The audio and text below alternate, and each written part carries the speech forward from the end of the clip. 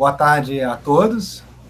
Sejam muito bem-vindos para a defesa de mestrado do Igor Nunes. A gente vai ter a defesa dele remota, como está percebendo, né? E para participar dessa defesa, nós temos dois membros externos, ou melhor, externos não orientadores, que é o professor Roberto Imbuzeiro, do IMPA, e o meu colega no PESC, o professor Valmir Barbosa. E o trabalho do Igor foi supervisionado por mim, Daniel Figueiredo, e pelo meu colega no IEM, na UFRJ, o Júlio Jacobelli.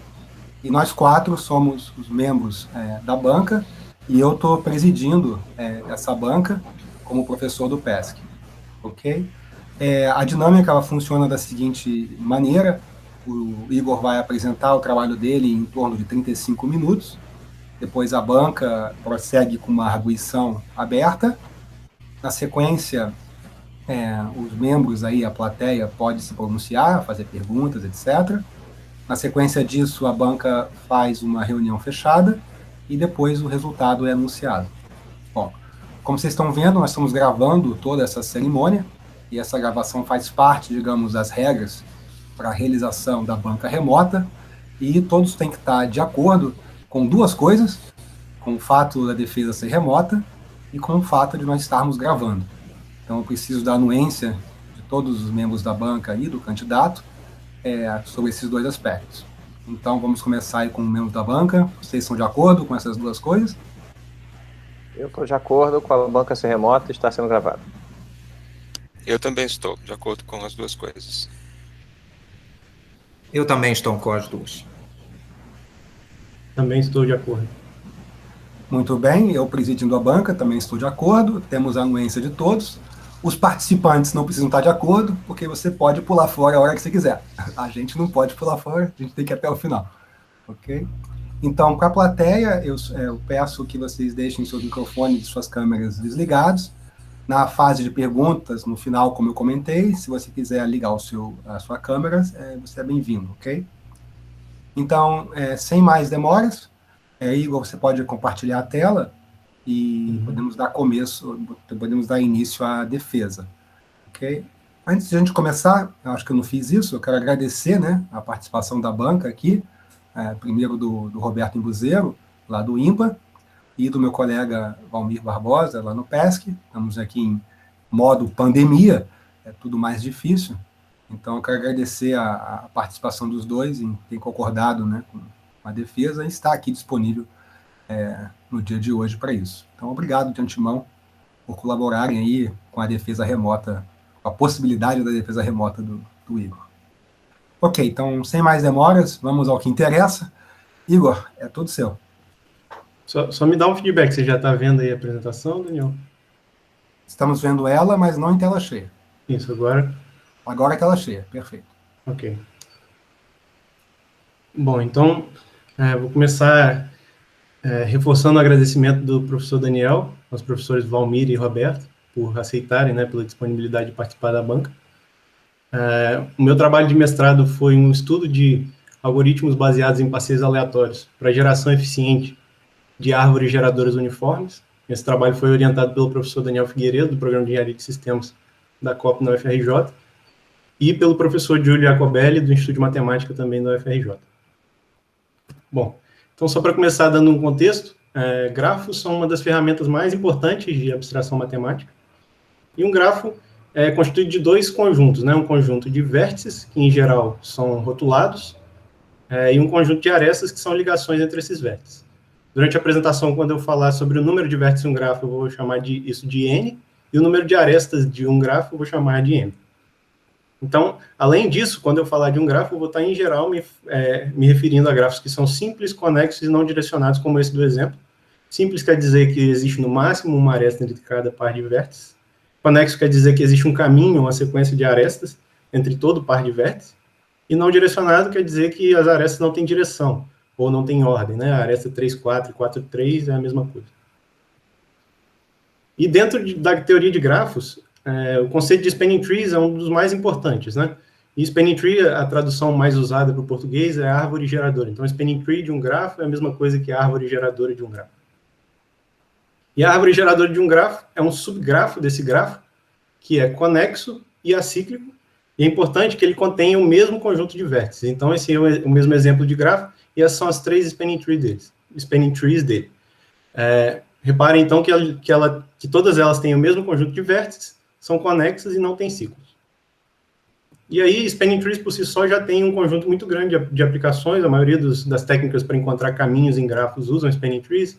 Muitas redes de telecomunicação, principalmente a internet, tem protocolos baseados em spanning trees. Otimização com relação a spanning trees tem muitas aplicações, desde aprendizado de máquina, por exemplo, né, visão computacional. E, em geral, um grafo tem um número exponencial de spanning trees, ou seja, um conjunto combinatorial muito grande, né? E uma pergunta típica que os probabilistas fazem é como é que é uma árvore dessas tipicamente, né? Como é que é a aparência de uma árvore dessas em geral? E a investigação dessa pergunta levou ao estudo das Uniform Spanning Trees, ou árvores geradoras uniformes, né? Que são o objeto central desse trabalho. E esse é o objeto aleatório mais estudado e estudado há mais tempo dentro da teoria de grafos. Estudado, o primeiro trabalho, né, que citam como o primeiro trabalho que fala de spanning trees é o trabalho de Kirchhoff, da década de 1840. Bom, e uma uniform spanning tree de um grafo é a medida de probabilidade uniforme sobre o conjunto de todas as spanning trees de um grafo. E a gente vai denotar esse conjunto de todas as spanning trees de um grafo por esse T caligráfico de G, né? Então, você tem uma medida que, dada todas as spanning trees de um grafo, você atribui probabilidade igual para elas. Então, cada uma é amostrada, né, com probabilidade 1 sobre o tamanho do conjunto de spanning trees do grafo. E aí, esse modelo, ao longo do estudo dele, foram mostradas várias conexões com vários assuntos de interesse, né, dentre eles matemática discreta, mecânica estatística, teoria da computação, de forma geral.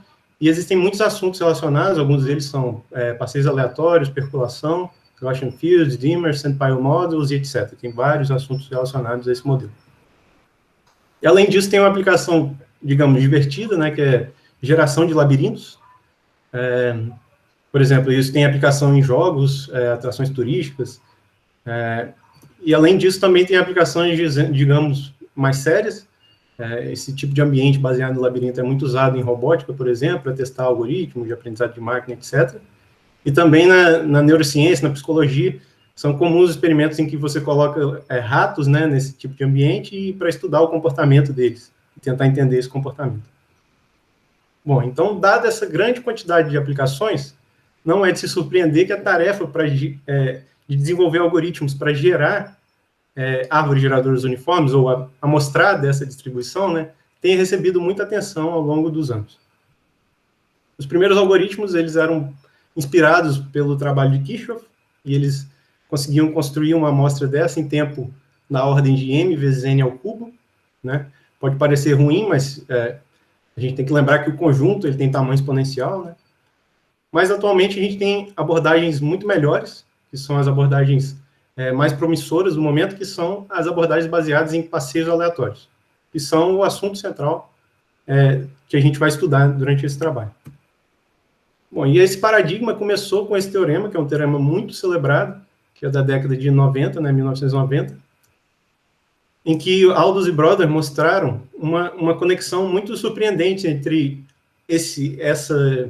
as Uniform Spanning Trees, né, ou árvores geradoras uniformes, e passeios aleatórios em grafos. O que o teorema diz é que, se você olhar para um passeio aleatório no grafo e você considerar o conjunto de arestas que são usadas para descobrir novos vértices, então você põe um passeio num lugar arbitrário e olha, cada vez que ele visitar um vértice novo, você guarda a aresta que ele usou para isso, esse é um conjunto aleatório das arestas, e esse conjunto tem a lei de uma Uniform Spanning Tree desse grafo. Bom, então a gente vai falar do algoritmo agora, que é consequência direta desse lema, né? E eu trouxe uma animação para ficar bem claro. Entender essa animação é uma das partes mais importantes para entender a nossa contribuição e as nossas motivações do trabalho. Então, o algoritmo começa basicamente da seguinte forma: você escolhe um vértice inicial, e esse vértice pode ser escolhido de qualquer distribuição, é arbitrário, né? Você pode escolher tanto, sei lá, de uma distribuição aleatória, como uniforme dentro de todos os vértices, como de forma determinística. Isso não vai influenciar no resultado final do algoritmo. E aí, lembrando do teorema de Aldous-Broder, só para começar explicando melhor, né, isso aqui é uma representação de um gráfico chamado um grid, em que cada quadradinho representa um vértice, e os vértices vizinhos são nada mais do que os vértices que são os quadradinhos que são vizinhos a esse quadradinho, né? E aí, quando a gente visita um vértice novo, como eu disse pelo teorema, a gente liga esses dois vértices aqui, ou inclui essa aresta na árvore. E eu vou representar isso apagando, né, a linhazinha entre os quadrados, quer dizer que eles estão ligados na árvore. Então, eu vou fazendo passeio, quando eu visito um novo vértice, então eu incluo essa aresta na árvore. No momento em que eu visito um vértice que já foi visitado, eu não faço nada, né? Só atualizo a posição do passeio e sigo assim, até que esse passeio passei por todo o grafo, né? Então, visito vértices novos e incluo na árvore. Visito vértices novos e incluo na árvore. Se eu visitar um vértice que eu já visitei, eu não faço nada. E aí a gente segue devagar nesse início, porque é muito importante entender essa dinâmica para entender a motivação do nosso trabalho. E agora eu vou dar uma acelerada para vocês entenderem bem como é que é essa evolução.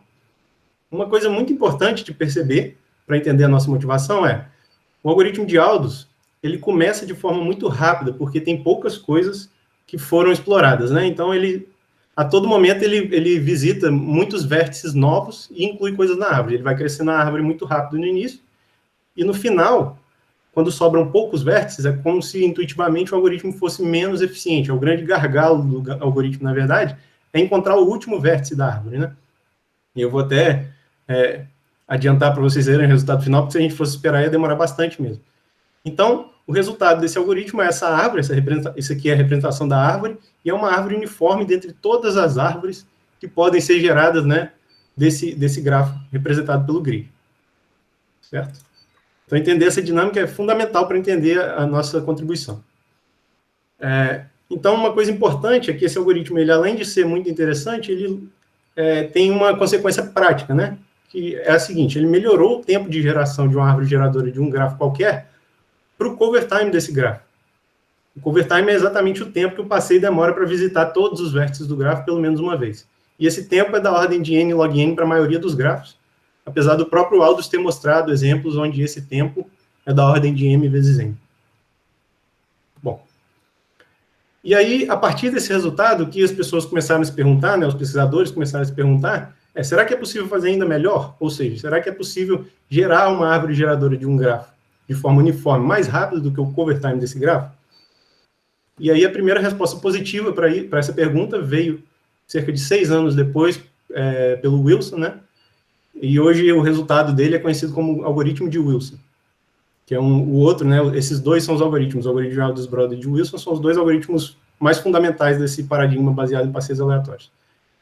E o Wilson, para construir esse algoritmo, ele usou um fato que já era conhecido, não foi ele que propôs, e o fato é o seguinte: o caminho entre qualquer par de vértices em uma Uniform Spanning Tree tem a lei de um passeio aleatório com os loops apagados, né, ou com os ciclos apagados. Em inglês, né, chama Loop Erased Random Walk. E o Loop Erased Random Walk é nada mais do que a trajetória de um passeio que, como o nome sugere, no momento em que um loop é formado, um ciclo é formado, você apaga ele, certo? Então, mais uma vez, eu vou trazer outra simulação, uma outra ilustração do algoritmo, no mesmo cenário, para que fique bem clara essa dinâmica.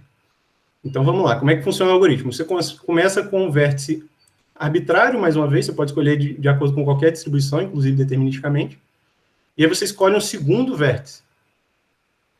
Esse segundo vértice não pode ser escolhido de qualquer forma, ele tem que ser escolhido de forma uniforme dentre tudo que não está na árvore, né? E aí o que você vai fazer é rodar um passeio aleatório a partir desse segundo vértice, né? E aí, no momento em que ele encontrar o vértice inicial, você não vai incluir toda essa trajetória. Como eu falei sobre o Loop Erased Random Walks, é porque o que você faz nesse momento é incluir essa trajetória depois que os loops forem apagados, né? Então, ele percorreu todos aqueles vértices, diferente do Aldous-Brod, ele não inclui todos os vértices que ele percorre. Ele apaga todos os loops e inclui lá no início. E aí, a partir disso, ele segue fazendo da mesma forma. Escolhe um vértice uniformemente dentre todos os que sobraram. Então, ele foi pertinho, ele vai bater rapidinho, né? Escolhe outro uniforme, roda até bater em tudo que já foi construído, né? E não só a última parte. E aí é importante entender, nesse algoritmo, é importante entender que a dinâmica é bastante diferente, ele tem uma dinâmica muito diferente do Aldous-Brod, e particularmente importante é entender que, no início, ele é muito lento. Já no fim, vocês vão ver aí, ele é muito rápido. É o contrário do Aldous Brothers, né? O Aldous Brothers demora... No início, ele é muito rápido, ele explora o grafo. Tem muitas coisas novas que ele não visitou muito rápido, então ele cresce a árvore muito rápido. E o Wilson, o pior momento dele é o início, onde ele tem que encontrar lá o primeiro vérticezinho daquele passeio, né? Bom, dito isso, então... Como eu disse, o Wilson mostrou que isso é melhor do que o algoritmo de Aldous, no sentido de que ele mostrou que a complexidade desse algoritmo é da ordem do hitting time médio do grafo, que é uma quantidade que nunca é maior do que o cover time. O hitting time entre dois vértices é o tempo que um passeio demora para chegar de um vértice a outro. O hitting time médio de um grafo é a média desses tempos para todo o par de vértices do grafo. E essa quantidade, de novo, ela nunca é maior do que o cover time do grafo. E, particularmente, existem casos de grafos onde esse tempo é significativamente menor. A gente vai falar um pouco mais de detalhes sobre o grafo completo, por exemplo, em que o average hitting time é da ordem de n, enquanto o cover time é da ordem de n log n. Bom, então, para ficar bem claro, tudo que ficou para trás são os conceitos que a gente vai usar no trabalho, as coisas que a gente vai estudar. E daqui para frente, eu vou falar sobre as coisas que são originais, ou as nossas contribuições, né? Então, a gente começa querendo entender o comportamento transiente dos dois algoritmos, que é visivelmente muito diferente, mas a gente, para isso, introduz uma noção de branches, que nada mais são do que estruturas construídas entre alguns tempos de parada, e depois a gente usa essa noção de branches para falar sobre uma equivalência entre esses dois processos, olhando nesses tempos de parada. E aí, essa equivalência, como eu disse, a gente quer explorar exatamente esse fato de o Aldous começar muito rápido e ser lento no final, e o Wilson fazer o contrário. Será que dá para a gente começar com o Aldous e trocar para o Wilson, para aproveitar a parte boa dos dois? E a gente usa essa equivalência para mostrar que sim, aí a gente mostra o nosso algoritmo híbrido, e depois, como esse algoritmo híbrido é restrito a grafos completos, a gente propõe um framework em que a gente explora essa ideia num contexto mais geral, ou seja, não restrito a grafos completos. A gente dá alguns exemplos de uso do framework. Por fim, a gente fala como o framework pode ser adaptado para gerar árvores aleatórias, não de forma uniforme, mas proporcional a uma dada subárvore. Isso tudo vai ficar bem mais claro lá para frente. Bom, então a gente começa fazendo essa análise transiente. Começamos analisando a distribuição de branches, que é esse conceito que eu vou definir agora para o algoritmo de Aldous-Brothers. Então, é importante vocês notarem que o algoritmo de Aldous-Brothers, ele começa sempre explorando o grafo até que ele volte, né? Então, o sigma out é o tempo que ele sai para explorar coisas novas e o sigma in é o tempo que ele volta para onde ele já visitou. Quando ele sai, ele vai crescer a árvore, e quando ele volta, ele pode ficar perdido um tempo na área que ele já construiu e fazendo um trabalho, digamos, inútil, né?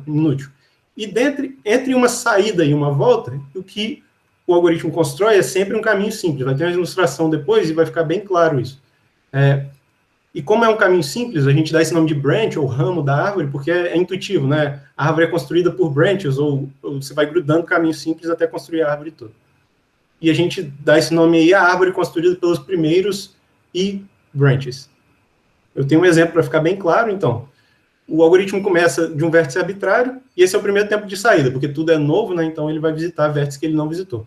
Enquanto ele for construindo, visitando vértices novos, a gente diz que ele está crescendo, né, ou construindo o primeiro branch.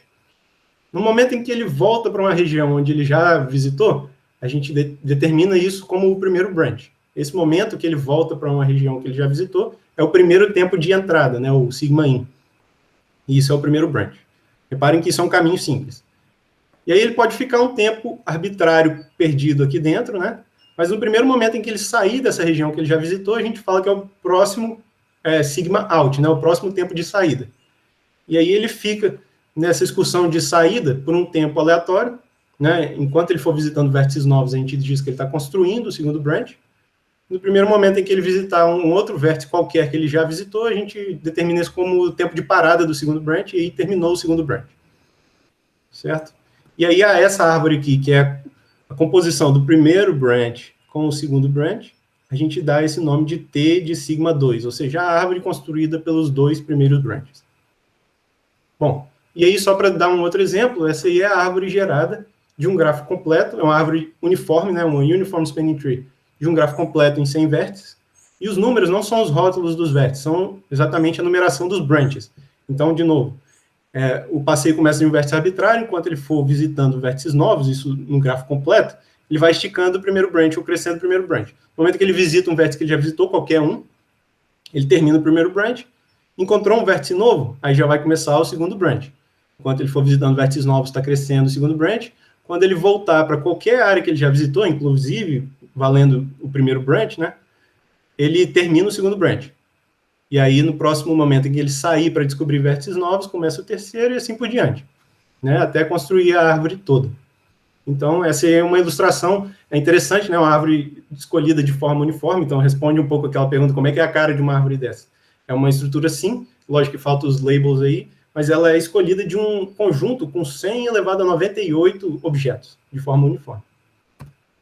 Bom, então, para estudar essa distribuição de branches, em particular no gráfico completo, a gente propôs um modelo de urnas, que a gente vai colorir bolas em uma urna de N vértices. Então, você começa com uma urna com bolas brancas, né, com N bolas brancas, e começa com uma cor inicial que eu vou chamar de C1. E aí, como é que o processo evolui? Você escolhe uma bola da urna de forma uniforme. Se ela for branca, você pinta da cor C1. E segue fazendo isso. Escolhe uma bola, se ela for branca, você pinta da cor C1. Enquanto as bolas que você for escolhendo, é lógico que a cada vez que você tira e pinta, você tem que devolver a bola. Enquanto você for removendo as bolas e elas forem brancas, você continua pintando da cor C1. No momento em que você tirar uma bola que já é colorida, você devolve ela e imediatamente pinta uma bola da cor C2 e agora a sua cor atual vai virar a cor C2. E aí você segue o mesmo procedimento. Se você tirar uma bola e ela for branca, você pinta da cor atual, ou seja, C2. Se você tirar uma bola colorida, devolve ela e imediatamente pinta uma bola da cor C3. Se tirar uma bola colorida, pode ser até a última bola, você devolve ela imediatamente e inicia a cor C4. A sua cor agora atual é a cor C4. Se você tirar uma bola branca, pinta da cor atual, ou seja, C4. E aí, a princípio, o que esse processo tem a ver com árvores, né? A gente propõe usar esse modelo, essas bolas, esse resultado desse processo, para construir branches, né? Em analogia ao que a gente acabou de mostrar, essa definição de branches do algoritmo de Aldous. Então, como é que a gente faz isso, né? A gente olha primeiro para a cor C1, tem que ser nessa ordem. A cor C1 tem quantas bolas coloridas com ela, né? Tem 5 bolas. Então, a gente constrói um caminho simples, ou um branch, de tamanho 5, que representa essas 5 bolas da cor C1. Em seguida, a gente vai para a cor C2. Quantas bolas tem pintadas da cor C2? 2. A gente constrói um caminho de tamanho 2 e cola de forma uniforme em tudo que já foi construído. Vai ficar mais claro depois. A gente pega, então, agora a cor C3, tem uma bola só pintada com a cor C3, a gente cola ela de forma, um caminho de tamanho 1, né, um vértice, de forma uniforme em tudo que já foi construído. Por fim, tem 2 bolas da cor C4, então a gente cola um caminho de tamanho 2, de forma uniforme em tudo que já foi construído. Aqui reparem, por exemplo, que ela pode, claro, ser colada no primeiro branch, porque é uniforme em tudo que já passou. Só para ficar bem claro. E aí, o que a gente faz com isso, né? A gente mostrou, primeiro, essa distribuição aqui, que é a distribuição do tamanho das cores, condicionada no quantas bolas já estão coloridas. Então, só para exemplificar, o que eu quero dizer é, dado que eu já tenho K bolas coloridas, por exemplo, as 2 primeiras cores eu tenho 7 bolas coloridas. Qual é a distribuição do tamanho da cor seguinte? Qual o número de bolas da cor seguinte, dado que eu já tenho 7 bolas coloridas? Essa distribuição, eu vou falar sobre ela mais para frente para mostrar um resultado. Mas o mais importante nesse momento é esse teorema aqui.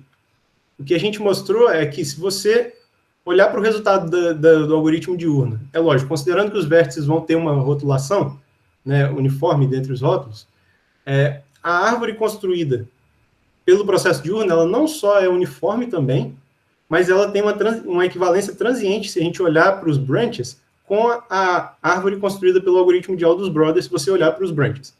Então, o que eu quero dizer? Se você olhar para o primeiro branch desse processo de urnas, e olhar para o primeiro branch construído pelo processo de Aldous Brothers, que é um passeio aleatório, um processo muito diferente, a distribuição deles é idêntica. Se você olhar para a árvore construída pelos 2 primeiros branches do processo de urna e a árvore construída pelos 2 primeiros branches do processo do algoritmo de Aldous Brothers, elas são identicamente distribuídas, né? Bom, isso vale para qualquer I. Particularmente vale também para o fim da árvore, por isso a árvore das urnas também é uniforme. Enfim. Bom, então agora vamos falar sobre a distribuição de branches do algoritmo de Wilson. Uma coisa legal é que o algoritmo de Wilson sugere uma definição de branches ainda mais natural, né, eu diria. Porque cada branch, né, como eu disse, o Loop Arrangement Walk é nada mais do que um modelo para construir caminhos simples, aleatórios de um grafo. Então, cada caminho simples, o primeiro caminho simples que ele adiciona na árvore, eu vou chamar de primeiro branch, o segundo é o segundo branch, etc. Então, para ilustrar, eu pego nesse tempo que ele acabou de construir o primeiro branch, eu vou mostrar só a construção do segundo branch. E aí, como é que funciona o algoritmo? Se vocês lembrarem da simulação, você escolhe um vértice de forma uniforme dentre os que não estão na árvore, você roda um passeio aleatório até ele encontrar um vértice na árvore, e o segundo branch nada mais vai ser do que esse passeio depois de apagar os loops que você vai adicionar na árvore. Então, você tinha o primeiro branch, esse passeio que eu mostrei aqui, depois de você apagar os loops, ele vira essa trajetória, e esse vai ser o segundo branch. Então, essa árvore construída pelos dois primeiros branches, eu vou chamar mais uma vez de tal de sigma 2. O W é para falar que é do algoritmo de Wilson, né? E aí, nesse passo seguinte, eu já escolhi um vértice verdinho, que é quando eu vou começar o terceiro branch. E aí, a árvore, então, vai ser essa soma de vários branches, né? Vários caminhos simples que vão sendo juntados até formar a árvore final. Enfim, analisar a distribuição dos branches, no caso do algoritmo de Wilson, é consideravelmente mais complicado, principalmente por causa desse mecanismo de loops, né? É difícil formalizar e falar sobre isso, tem que usar algumas recursões. Em geral, é muito mais complicado. Mas, em grafos completos, né, é importante perceber que essa distribuição dos branches, ela só vai depender do tamanho deles. O que eu quero dizer com isso? Porque, basicamente, qualquer rerotulação, né, ou embaralhamento dos rótulos num grafo completo gera um automorfismo, né? Então, se a gente descrever o tamanho dos branches, a gente está descrevendo toda a distribuição, né, considerando essa rotulação dos branches. E aí, para descrever essa distribuição, a gente usou essa cadeia de Markov, que representa a construção de um branch, dado que eu já tenho K vértices na árvore que já foi construída. Vamos lá, então. Eu começo sempre com aquele vértice aleatório, né? Então, meu branch começa de tamanho 1, e a cada passo, é lógico, isso aqui, mais uma vez, está descrevendo no gráfico completo. A cada passo, eu posso ir para um vértice que eu não vi ainda, e aí eu vou aumentar o tamanho do meu branch, né? Isso é representado por essas arestas pretas. A todo momento eu posso crescer o tamanho do meu branch, visitando um vértice que eu ainda não visitei. Além disso, dado que eu estou, por exemplo, no vértice 4 aqui, eu posso sempre voltar para um vértice que já está na minha trajetória. Isso, o que isso faz? Né? Isso fecha um loop, então eu apago. Então eu volto do vértice 4 e volto para o meu caminho de comprimento 2. E isso você sempre pode voltar para qualquer vértice, porque o gráfico por baixo é um gráfico completo.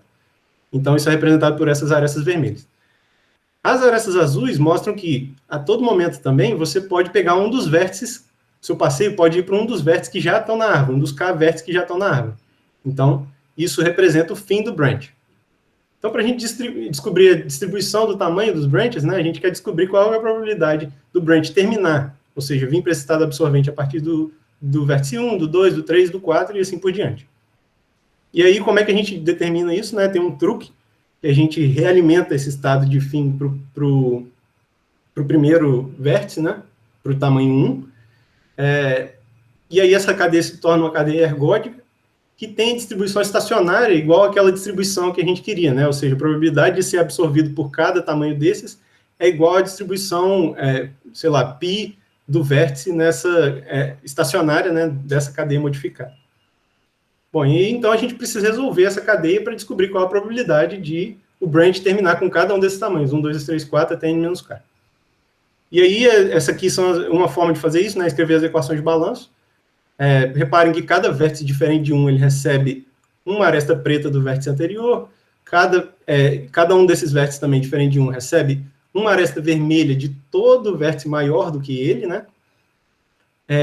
O vértice 1 é diferente de todos eles porque ele recebe uma aresta azul para cada vértice maior do que ele, uma aresta vermelha também para cada vértice maior do que ele, e finalmente uma aresta azul dele mesmo, né?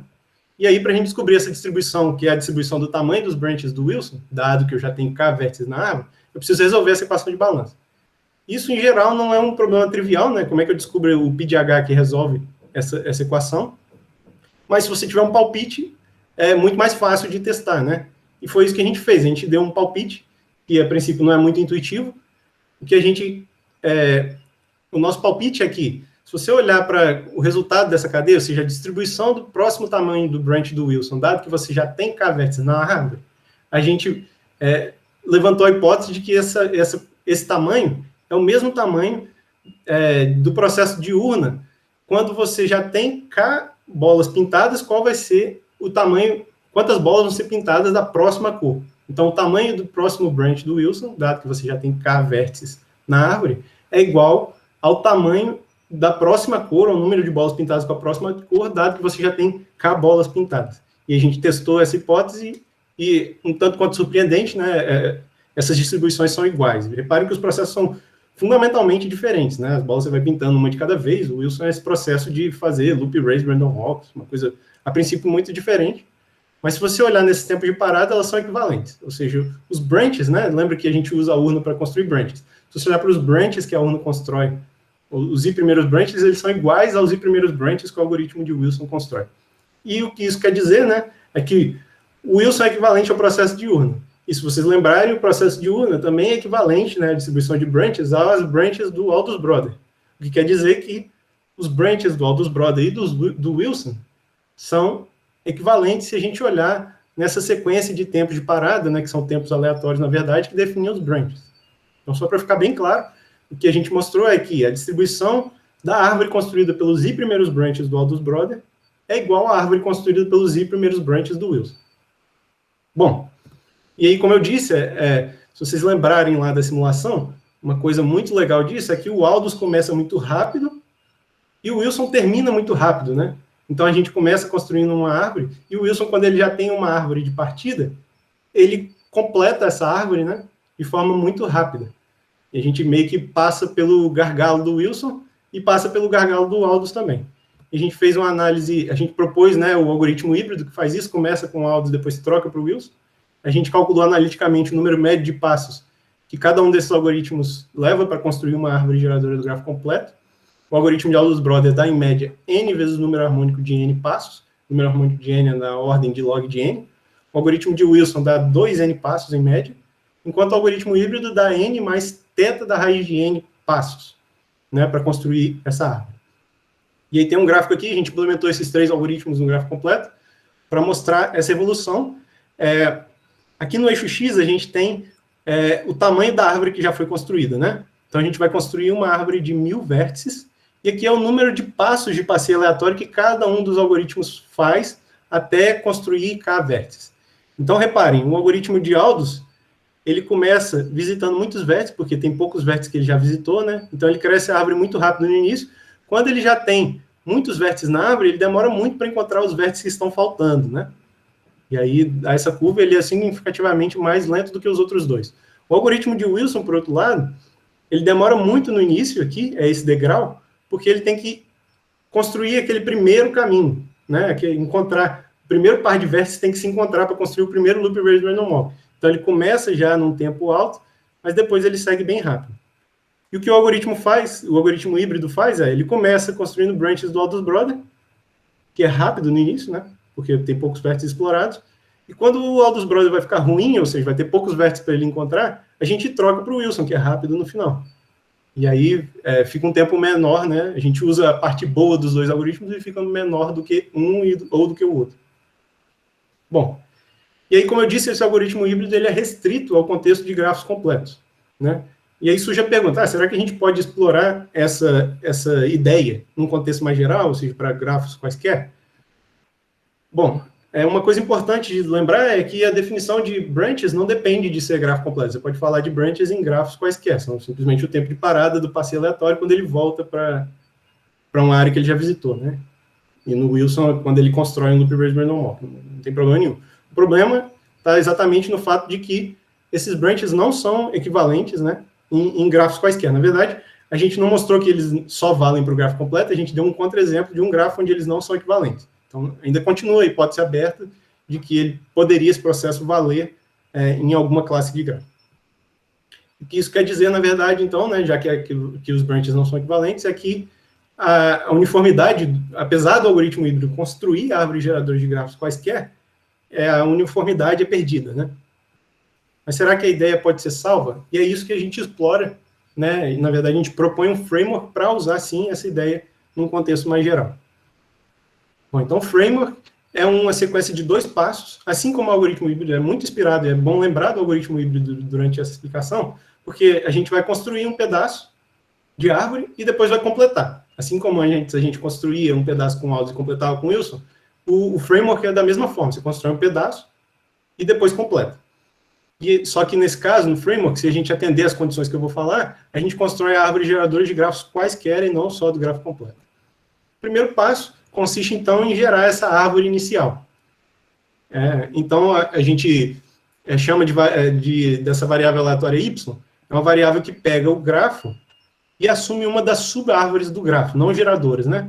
Assim como antes era o Aldous que construía esse primeiro pedacinho, a gente deixa isso como um ponto genérico, né? Uma variável que gera essa sub-árvore do grafo, então pode assumir esse valor, por exemplo, ou, por que não, pode assumir esse valor, é uma sub-árvore do grafo, ou pode assumir esse outro valor, por exemplo. Só que não pode ser qualquer pedaço da árvore, né? Da árvore geradora. Ela tem que atender a essa restrição, que é um pouco técnica a restrição, é difícil de explicar em detalhes, mas a intuição é de que ela gera essas árvores, e como eu vou completar no final, eu vou gerar a árvore a partir dessa, né, como era no algoritmo híbrido, eu não quero introduzir nenhum tipo de viés, é isso que essa restrição diz. Essa árvore não introduz nenhum tipo de viés no final, quando eu completar a árvore. Vai ficar mais claro depois com um exemplo. E o segundo passo do framework consiste em amostrar uma árvore geradora do grafo do conjunto de árvores que contém esse pedaço de forma uniforme. Ou seja, o grafo G, ele tem lá o TG dele, né, de árvores uniformes. Esse conjunto aqui é o conjunto restrito por esse pedaço, ou seja, o conjunto de árvores geradoras de G que contém esse pedaço. E aí eu quero tirar desse conjunto, é um conjunto menor, né? Eu quero tirar dele de forma uniforme. E a gente mostra que se você atender essas 2 condições, a árvore final, ela é uniforme. Então, só para explicar a intuição de novo, no primeiro passo você não gera nenhum viés, essencialmente, né, que é aquela condição, e no segundo passo você tira do conjunto de forma uniforme. Então, o final é como se fosse uniforme da uniforme, não é surpreendente que no final seja uniforme. A gente mostra de forma mais formal no trabalho, né? Mas, bom, a princípio parece uma maluquice, né? Porque, primeiro, gerar essa variável não parece nada trivial. Como é que você gera uma sub-árvore de um grafo sem introduzir nenhum viés? E o segundo passo também não parece nada muito simples. Como é que você amostra de um conjunto uniforme, né? Nenhum dos 2 outros algoritmos fala sobre isso. Como é que você amostra de um conjunto de forma uniforme, dado que ele contém um outro pedaço? Bom, o que a gente conseguiu mostrar é que, na verdade, o Wilson atende ao requisito da segunda fase. O que eu quero dizer, né? O Wilson, lembra que a gente começava de um vérticezinho, né? O algoritmo original, você começa de um vértice escolhido arbitrariamente e roda o passeio até bater nele. Nesse caso, eu não vou começar de um vérticezinho arbitrário, eu vou começar já com um pedaço de árvore, né, no grafo. E aí eu vou rodar o próximo loop raised random walk até ele bater nesse pedaço aqui e continuar, daí em diante. E a gente mostrou, por meio desse lema aí, que o Wilson, na verdade, se você der essa condição inicial, esse pedaço inicial para ele, o resultado dele é uniforme nas árvores do grafo que contém aquele pedaço, no conjunto de árvores do grafo que contém aquele pedaço. Bom, e aí, então, o uso do framework fica restrito a como que a gente amostra a variável aleatória y. E aí é que a gente deu alguns exemplos, né? Primeiro, a gente mostrou que os branches do Wilson atendem ao requisito. Isso, dado que a gente mostrou aquele lema, não é nada surpreendente, porque se você construir primeiro branches do Wilson, depois completar com o Wilson, isso é nada mais do que o algoritmo de Wilson. Mas esse fato só é óbvio porque a gente mostrou que o segundo passo pode ser feito com o Wilson. Além disso, os branches do Aldous, nos grafos completos, também atendem à condição de y. O que isso quer dizer, essencialmente, é que o algoritmo híbrido que eu mostrei para grafos completos é um caso de uso do framework. Você pode começar mostrando y, né, usando o Aldous Brother e depois completar com o Wilson. Isso é nada mais do que o algoritmo híbrido. Além disso, a gente mostrou que se tiver um grafo edge transitive, que é nada mais do que um grafo, assim, intuitivamente, é um grafo que você não consegue diferenciar as arestas dele, se você escolher uma aresta dessas de forma uniforme para começar, ao invés de escolher um vértice, isso também vale. E a gente deu o contra-exemplo falando que isso não vale para qualquer grafo também. Além disso, os branches do Aldous Brother funcionam num grafo que é um ciclo, né? Se você começar construindo branches do Aldous no ciclo, depois completar com o Wilson, isso é uma árvore uniforme. Mais do que isso, a gente mostrou que qualquer subárvore coberta por um passeio aleatório no ciclo, né? Se você parar ela em um tempo aleatório, você pode completar com o Wilson, que isso também vai dar uma árvore uniforme. Então, esses são alguns exemplos que a gente conseguiu de caso de uso do framework. Por fim, a gente tem o nosso último resultado, que também é um uso especial da ideia do framework, que é o seguinte. Dado um grafo completo, a gente mostrou que é possível, em tempo linear, você amostrar uma árvore desse grafo com uma probabilidade que é proporcional ao número de subárvores dessa árvore que você vai amostrar, que são isomorfas a um parâmetro de entrada. Então, para ficar bem claro, eu vou dar um exemplo. Se você quiser, por exemplo, gerar uma árvore não de forma uniforme, mas proporcional, com probabilidade proporcional ao número de estrelas, ou de vértices de grau 3, ou de vértices de grau 4. Esse algoritmo fala como fazer isso. Ou uma árvore que não é uniforme, mas que ela é proporcional ao número de caminhos de tamanho 10, por exemplo. Bom, primeiro eu vou falar dos passos para fazer isso, depois vou explicar a intuição. Então, inicialmente você começa gerando o Wilson com condição inicial, partindo, né? Ao invés de começar de um vértice inicial, você começa desse parâmetro de entrada, que é esse zeta. E isso vai te dar essa variável aleatória que T. E aí você tem que considerar depois, no segundo passo, que você embaralha uniformemente os rótulos dessa árvore que é resultado do Wilson. Isso a gente vai chamar de T estrela. Então, T é o resultado do Wilson com condição inicial zeta, T estrela é o resultado de embaralhar T. Né? E aí a gente quer saber qual é a probabilidade, essencialmente, de T estrela assumir uma das árvores geradoras de G. Então, vou falar sobre essa intuição por meio de um exemplo. Considere, por exemplo, o grafo G, um grafo completo com 6 vértices. E aí eu dou como parâmetro de entrada essa estrela de 3 pontas, né, esse zeta. E aí eu quero saber a probabilidade desse algoritmo, né, ao final, depois de embaralhado, ele gerar tal 1 ou tal 2. E o que eu disse no lema é que a gente, por esse procedimento, a gente gera tal 1 com probabilidade que é o dobro de tal 2, porque tal 1 tem 2 estrelas de 2 pontas, né, enquanto tal 2 tem uma só. E, essencialmente, o que acontece? A gente mostrou com o lema do framework que a probabilidade de T é a árvore antes de embaralhar, de T assumir tal 1 ou T assumir tal 2 é a mesma probabilidade. Ou seja, o Wilson completa, a partir daqui, o Wilson rodado a partir daqui no gráfico completo, completa isso ou isso com a mesma probabilidade. Só que, assim, a ideia principal é que a gente rerotula no final. Isso quer dizer algo como os rótulos deixam de importar. Então, você poderia construir tal 1, né, depois, o T estrela, poderia assumir tal 1 começando tanto por essa estrela quanto por essa estrela.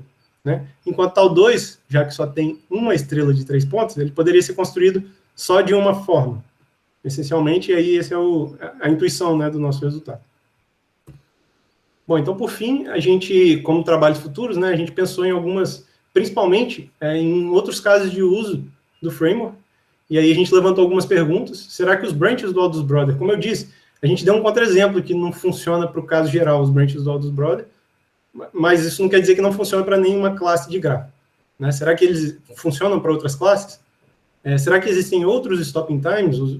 Por exemplo, se a gente não olhar só para o primeiro branch, mas olhar para uma estrutura construída até um certo stopping time, será que o Aldous Brother constrói uma variável que atende à restrição do framework? Será que existe um outro processo aleatório diferente que funciona para uma ou para qualquer classe de grafo? Por exemplo, a gente mostrou que escolher uma aresta de forma uniforme em grafos edge transitive funciona. Será que existem outros processos desse tipo? Bom, e aí eu queria terminar dando os créditos do trabalho, né? Eu queria agradecer primeiramente aos professores Daniel e Júlio, porque não só pela orientação, mas porque eles tiveram contribuições fundamentais para esse trabalho. Boa parte das ideias foram deles, e principalmente a formalização das minhas ideias também tiveram colaboração direta deles. Queria agradecer também aos colegas do laboratório pelas discussões e pelo feedback do trabalho, dado ao longo da evolução do trabalho. E queria já agradecer ao professor Valmir e ao professor Roberto, primeiro pela disponibilidade, por participar da banca, e também já agradecendo, né, pelas contribuições que eles vão poder dar a partir de agora. E muito obrigado, e é isso.